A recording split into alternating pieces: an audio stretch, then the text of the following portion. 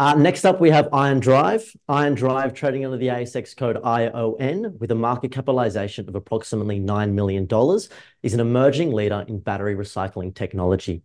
The company's primary focus is on developing and commercializing innovative solutions for lithium battery recycling. Presenting for the company today, we have CEO Ebbe Dommisse. Ebbe, welcome, and please take it away. Thanks, Peter, and thanks for the opportunity.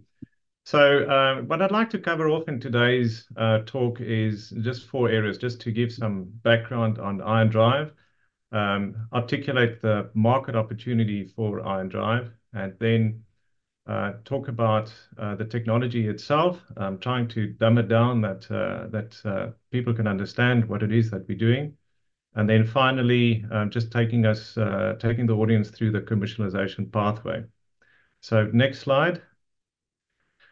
Next slide. So Iondrive is a microcap ASX listed company with about 700 million shares on offer. And we can be viewed as a technology commercialization company specializing in battery technologies, where we've got a strategic partnership agreement with the University of Adelaide that enables us exclusive rights on a first rights of refusal basis for any new IP that is not developed. So we're sitting with about 170 researchers that can be viewed as our IP engine, and we are the commercialization arm, and we're focusing on battery recycling. So next slide, please. So the leadership team, we're blessed with a very competent board. 2 of the board members worth mentioning is Michael McNeely, who's the chairman, very experienced in deal structuring, which is important for us going forward with our penetration in the European market. And then Jack Hamilton, I think, is very well known in Australia as with Shell Global for 20 years as vice president, then leading Australia's largest capital project for Woodside with the Northwest Shelf gas project. And also taking Calix as chairman from a 50 million market cap to a $1.5 billion market cap, and very instrumental in taking us forward on our pathway. Myself, experienced chemical engineer, taking chemical processes from laboratory through a series of pilot plants in my last role as COO of Circo Group to design and building of a large-scale plant in France. So this is typical. A copy and paste of what we're doing now with a battery recycling hydrometallurgical process. And then Ray Reach, experienced CFO and company secretary, so on governance, keeping me in check as a rookie CEO on what I can declare to the market and not. And then really instrumental to our European penetration is Amrish or Jeff Rito. Interesting guy that sits on a number of think tanks in Europe to secure critical minerals in the supply chain for Europe. Next slide, please. So to understand the battery market, here's a slide that shows how battery recycling is increasing from 2030 onwards, when electric vehicle batteries start coming on market as end-of-life batteries. And next slide. And the driving forces for both Europe and America is to really carve out sovereign energy transition capabilities, where we've got a situation where China is sitting with 80% market share for electric vehicle manufacturing as well as battery manufacturing. So Europe and the USA are going about it in very different ways, carrot and stick situation, if you want, where Europe is enforcing legislation to retain battery manufacturing within Europe and also the recycling of batteries. So currently, all the recycled batteries are sent back to China for processing. And the USA is doing it with Joe Biden's Inflation Reduction Act, where a significant amount of money, billions of dollars, are spent on creating these capabilities. 2 battery recycling companies that are noteworthy are Redwood and Ascend Elements. Both of them recently did capital raises of about $1.5 billion each. Next slide. So to understand the opportunity in Europe, between 2030 and 2035, there's going to be a capex need of about 10 billion euros just to be able to process this end-of-life batteries that are coming on market. Next slide. We engaged a company called Row Motion. So they're a global market research company specializing in battery technologies to really understand the market opportunities globally for battery recycling. And the market opportunity there is enormous. By 2040, we're going to have 11 million tons of black mass. So that's the material that's left over after the battery recycling on market every year. With a market value of 100 billion US dollars. And so the importance of battery recycling is shown in the top right graph, where you can see the deficit of these battery grade materials if recycling is not done. In other words, the global supply of mining can't keep up with the projected battery demands going forward.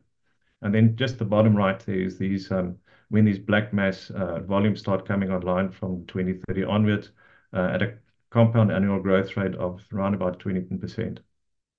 The next slide. Just quickly for the audience, just to explain battery recycling. And I did a talk at my daughter's school a fortnight ago where she said, "Dad, you've really got to dumb this down." And I said, "All right." The batteries are collected and then ground up into black mass. And then there are three major processes. The one is pyrometallurgy. That's where you effectively burn everything and you're left with the metals as a molten alloy. The second technology is conventional hydrometallurgy, where you dissolve everything. And what I explained to the kids is it's like in a crime movie where you take the body and you dump it in a bath of sulfuric acid, you dissolve everything, and then you change the pH and you precipitate out the metal salts. Our process is very different in that we use organic solvents in a closed loop process. And that's like the analogy is like a tea bag that you put in water and you extract the tea out. You then put the tea bag in another solvent like ethanol and you dissolve the tannins out. And so you sequentially remove or extract all the metals that you want. And then you produce battery grade materials from it. The next slide. So the Iondrive's technology is very different from other processes. So it is in a closed loop process using these benign organic solvents. So the advantages of that are a much smaller environmental footprint, where you don't have the same energy usage, much less than waste. And if we go on to the next slide. Just in terms of our business model to explain where we fit into what the Germans that we're working with call the value circle. So we will receive the black mass and pre-treat that. Then we do the metals extraction from the black mass. And then finally, we produce PCAM or precursor active materials that then go into the battery manufacturing. So we take up 3 seats at the table. And you can see the dollar value valorization from $2,000 all the way up to $20,000 a ton. Next slide. So we're following a typical or a conventional commercialization pathway where the technology was developed in the lab. We did large-scale bench trials, and we're now busy with a pre-feasibility study before we go into the pilot plant scale. And what's different about our approach is that the commercialization is not just limited to the technology development, but also the market development. So establishing strategic partnerships, establishing suppliers and customers. And in many respects, these market development activities are running way ahead of the technology development, which for me is a first of a kind, where in my previous ventures, we're always working on innovations that were a solution looking for a problem. And this is the reverse, where there's a massive problem in Europe, as illustrated by that earlier slide, that needs a solution. Next slide. Also worth mentioning with this pre-feasibility study is that there's enormous amount of de-risking activities taking place on the technology side. So that scale up, we're busy with engineering work to do the process and design of a commercial scale plant. We'll be doing the cost estimation, both the CapEx and the OpEx. On the commercial de-risking, I've mentioned the row motion market study that really made us understand the supply side of battery recycling, which is critical to secure feedstock for the business case, as well as understanding the demand side, so who the potential customers are, and then also the competitive landscape. So this was also a newbie for me, where we had the funding to do a proper market research study to really understand this landscape very well. And part of that commercial de-risking is also a benchmarking exercise where we compare our CapEx and OpEx and our costs against a conventional process to really understand the competitiveness. And then instrumental to all of this is the strategic partnerships that we've now developed. So that penetration in Europe that I've spoken about, and we'll talk more in the next slides. Next slide. So we've done large-scale bench trials to really show that the chemistry scales, and the significance for investors of this is that it now becomes an engineering challenge to make it work at scale, and then also that a third party independently verified our results, which is really important for us to stand hand on heart that the technology works. Next slide, which will be the next stage is the pilot plant, and then next slide. These industry partnerships, so there was a recent announcement out to market that we formed a collaboration agreement with PEM in Germany. So that invites us to a consortium of industry players, and that really secures our foothold in Europe. And then the very last slide, the next slide, is just this is something that PEM has published, which is of relevance. So firstly, on that left table there, the top reason for startups failure is no market. So we're the reverse of that. And then we're ticking all the boxes on the right-hand side to de-risk these investments. The only one that we're still working on is market competitiveness with these benchmarking exercises.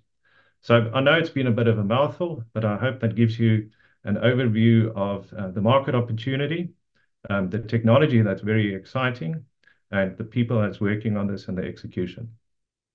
Thank you so much, Ebbe. So we do have some questions come through. The first relates, and you just touched on it at the end of your presentation there, but the first question relates to your collaboration to commercialize battery recycling in the EU. Can you please elaborate on the significance of this news? Yeah, so PEM University is the premier technical university, the largest technical university in Germany. And they work closely with Fraunhofer Institute in Germany, who's famous for putting together consortia solving industrial problems. So we've been invited into this consortium looking after battery recycling in Germany.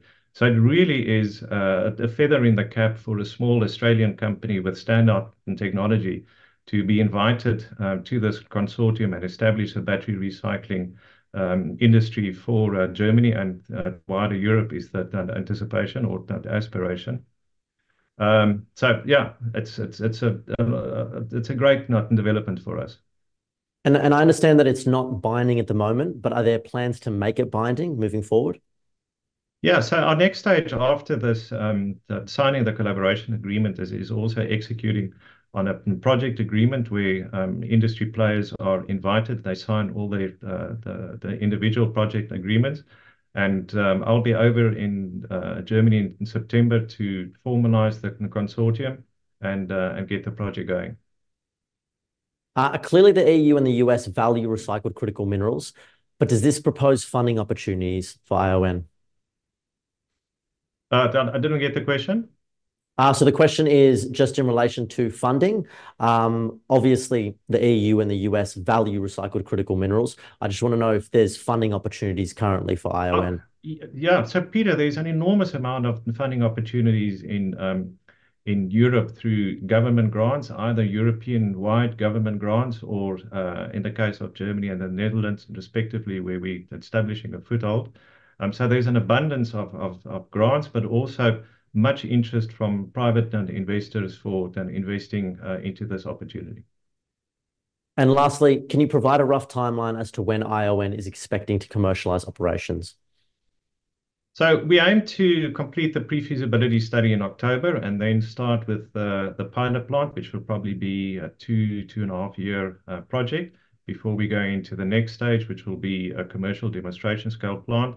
So we're comfortable that we will be commercially operable from 2030 onwards, which is very good timing when these end-of-life batteries start coming on market. Ebbe, thank you. Yeah, thank you so much. We look forward to seeing you in the next 6 to 12 months. Right. Thanks for the opportunity, Peter.